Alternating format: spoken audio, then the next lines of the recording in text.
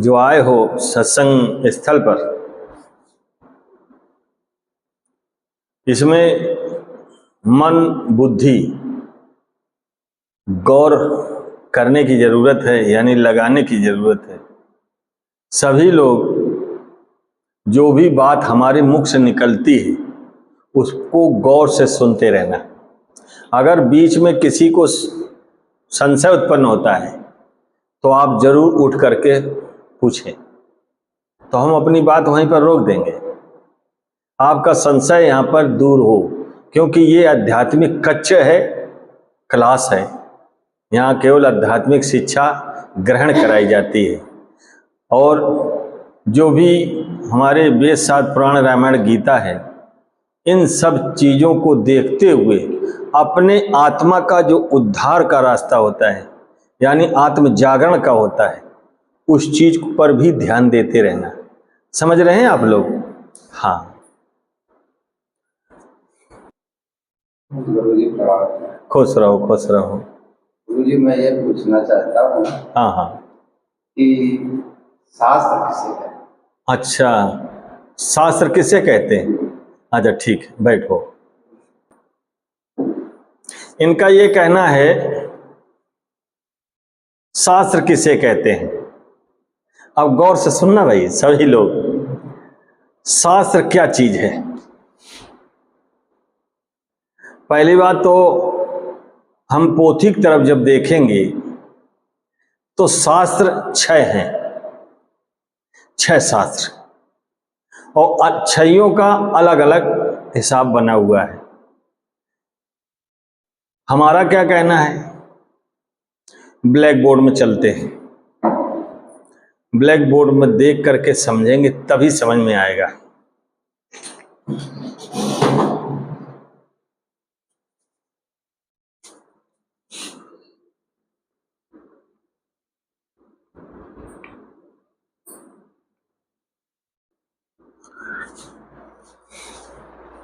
ये लिखा है शास्त्र। शास्त्र को ये न समझना, ये 2 शब्दों को मिलकर के एक शब्द बना है शास्त्र। समझ रहे? 2 शब्द हैं। वो कौन कौन 2 शब्द हैं, उस चीज को जानिए।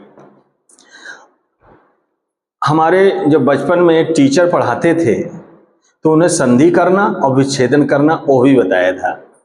तो चलते हैं, हम सीटी वाली सा को हम ले रहे हैं। ये सीटी वाली सा को मैंने इस जगह पर रख दिया ना।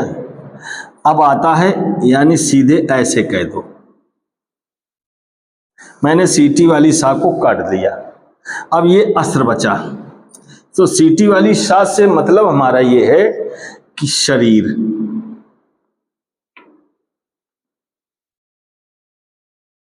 सा का मतलब होता है शरीर।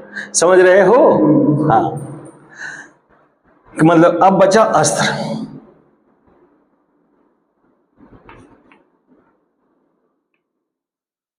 अस्त्र, अस्त्र का मतलब होता है छिपा हुआ।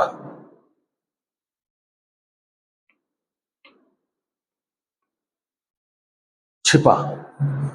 जिस हिसाब से मान लो हम कोट बनवा रहे, तो कोट में जो दर्जी अस्तर लगाता है, तो कोट तो हमने पहन लिया कि नहीं पहन लिया? तो कोट तो हमने पहन लिया, लेकिन अस्तर नहीं दिखाई देता है। उसी हिसाब से मेरे शरीर में जो अस्त्र है वो छिपे हुए हैं। जैसे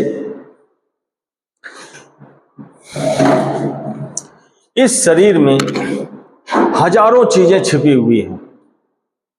इस शरीर में हजारों चीजें छिपी हैं। अब हमें एक एक देखना है, एक एक चीज कि आंख क्या है, नाक क्या है, कान क्या है, हाथ क्या है, ये हाथ पूरे की मैं बात कर रहा हूं, उंगली क्या है, हस्तरेखा क्या है, उंगली में 3 खंड क्यों बनाए प्रभु ने। उसी हिसाब से हमारा ये कहना है कि पैरों में भी 3 खंड उंगलियों में है। जिस हिसाब से इसमें 3 खंड हैं, उसी हिसाब से पैरों में है। औंठा जो है इसमें 2 खंड बनाए। तो प्रभु ने जो बनाया है बड़े रच के बनाया है, इतनी सुंदर काया बनाई है, इसको क्या कहना। तो हमें एक एक चीज समझना है। ये चीज जो पढ़ाई जाती थी ये गुरुकुल में पढ़ाई जाती थी, अब तो गुरुकुल बंद है। तो अध्यात्म ज्ञान जो था, आत्म जागरण जो ज्ञान था, वो गुरुकुल में शिक्षा दी जाती थी। अब मैं वही चीज आपको मैं बता रहा कि इस शरीर में ये जो आंख है, हिंदी में हम बोल रहे हैं आंख है, लेकिन अंग्रेजी में अगर पूछा जाए तो इसको आई कहते हैं, आई माने आंख। लेकिन शास्त्र में इसको अगर देखा जाए तो क्या होता है, इस चीज को जानना चाहिए नहीं जानना चाहिए।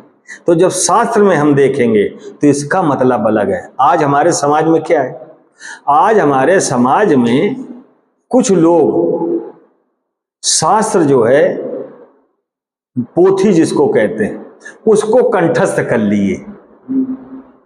उन्होंने शरीर को नहीं देखा, शरीर को नहीं जाना, और शास्त्री कहने लगे लोग।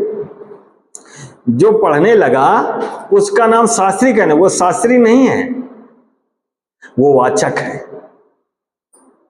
पढ़ करके सुनाना। शास्त्री और व्यास है ही नहीं इस संसार में। अब व्यास चीज भी बहुत बड़ी चीज है, व्यास भी नहीं है। ये कौन है, पढ़ने वाले जो भगवताचार्य हैं, ये वाचक है, व्यास भी नहीं है, न शास्त्री हैं। लेकिन आप लोग भी नहीं जानते कि शास्त्र क्या होता है। इसलिए हमारा ये कहना है कि जो शास्त्र, उसी शास्त्र से जब हम जानते, जब कोई संत महात्मा जब उसको अंदर पूरा शास्त्री हो जाता है तो अपने हृदय की या अपने शरीर के अंतःकरण में जो भी चीज अंग दिखाई देते हैं, इनका मतलब प्रचार और प्रसार करने लगता है। इस शरीर के अंदर रोए से लेके अंदर तक पूरा जितना भी है बना है शरीर, अंदर बाहर सब चीजों का अलग अलग विश्लेषण करके आपको बताता है। लेकिन आज हमारे समाज में, मैं इस दुनिया की मैं बात कर रहा हूं, अंतःकरण की कोई बात नहीं बताता। क्यों? कोई आध्यात्मिक नहीं है।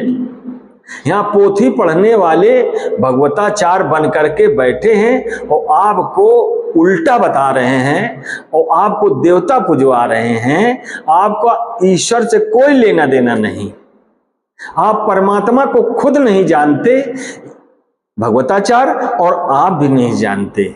इसलिए हाथ जोड़ करके है, मुक्ति अगर होगी तो परमात्मा बिना मुक्ति नहीं हो सकती। देवता नहीं कर सकते आपकी मुक्ति। देवता यानी सीधे कहो, गीता में जो कहा गया है कि देवताओं की पूजा करने वाला देवता बन सकता है, ईश्वर को पार करने वाला, ईश्वर को पढ़ने लिखने वाला, ईश्वर को अपने हृदय में समाहित करने वाला, वो मुक्ति पाता है। रास्ते तो 4 हैं, आप कौन सा रास्ता चल रहे हैं ये आप स्वयं सोचिए। ये जितने भी भगवताचार्य हैं ये आप लोगों को मुक्ति का रास्ता नहीं बता रहे और क्या कह रहे हैं, परीक्षित ये बन गए और व्यास ये बन गए।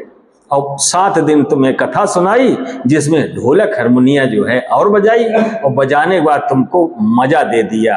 तो मजा मन को आता है, आत्मा को नहीं आता है। और आत्म उद्धार जब ही होगा जब आप परमात्मा का ज्ञान करेंगे। तो परमात्मा का ज्ञान सत्संग स्थल पर होगा, भगवताचार्य ज्ञान नहीं होता है।